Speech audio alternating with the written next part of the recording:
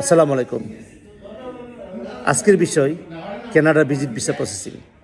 আমি Mohammad Saifullah Kankan, on behalf of Kankaj consultancy আপনাদেরকে জানাচ্ছি সালাম, শুভেচ্ছা এবং অভিনন্দন। আপনারা যারা আমার এই ভিডিওটি দেখবেন বা দেখে থাকবেন, সকলের প্রতি আমার একটা অনুরোধ, ইউএসএ এবং কানাডা এই দুইটা দেশ উত্তর আমেরিকার অত্যন্ত সমৃদ্ধ দুটি দেশ, অত্যন্ত সমৃদ্ধ দেশ।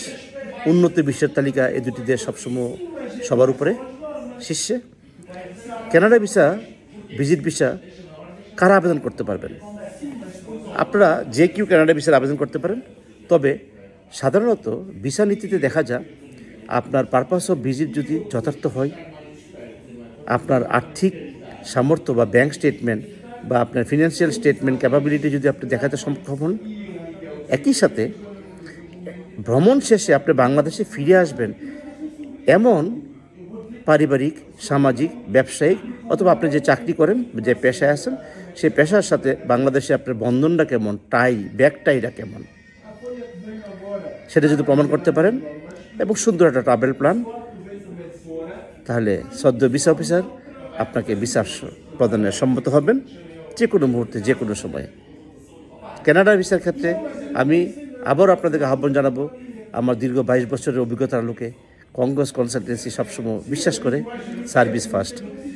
আমি যদি ভালো করি একজনকে বলবেন, আমি যদি খারাপ করি, আমার দ্বারা আপনার কোনো ক্ষতি হয়, আপনি হাজার হাজার লোককে বলবেন, তাতে আমার কোনো আপত্তি থাকবে না। কানাডা ভিসার টিপস সম্পর্কে জানার জন্য আমি এখন 3টা কথা বলবো।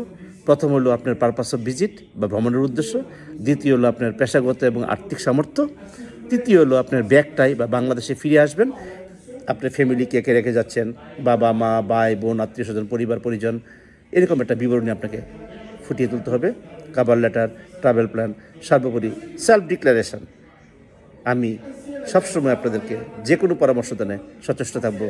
আপনারা সরাসরি আমার ওয়েবসাইট ভিজিট করবেন www.konkojconsultancy.com অথবা সরাসরি আমাকে কল করবেন।